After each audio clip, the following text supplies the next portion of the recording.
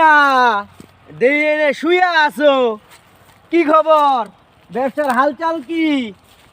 ইদারিং দেখি তোমার ব্যবসা বাণিজ্য খুঁজে পাওয়া যায় না, তোমার দোকান পাশারে খুঁজে পাওয়া যায় না। কে রে খুঁজে পাওয়া যায় না কে রে? হ্যাঁ 1,000 টাকা চাইছিলাম আমি, 1,000 টাকা আর দিলা না। শুনি তোমার ঘটনাটা কি, কিল্লা এনে শুয়ে হইয়া আছো। আমি তো তোমার মতি গতি কিছু বুঝা পাই না, বলো দেখি।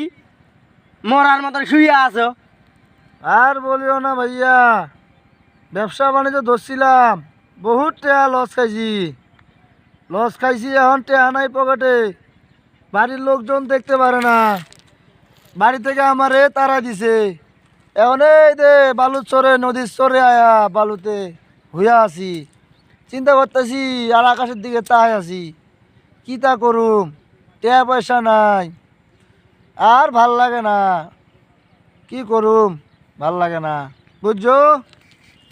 আরে তোমারে তো আগে থেকেই কইছিলাম আমি, টাকা পয়সা এইভাবে নষ্ট করিও না তুমি।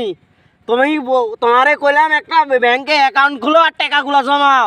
না, তুমি হলো বউ ভারুয়া, তুমি ওই ব্যাংকের মধ্যে তোমার বউর নামে করে দিলা, জমি জায়গাও দাও তোমার বউর নামে করে দিলা।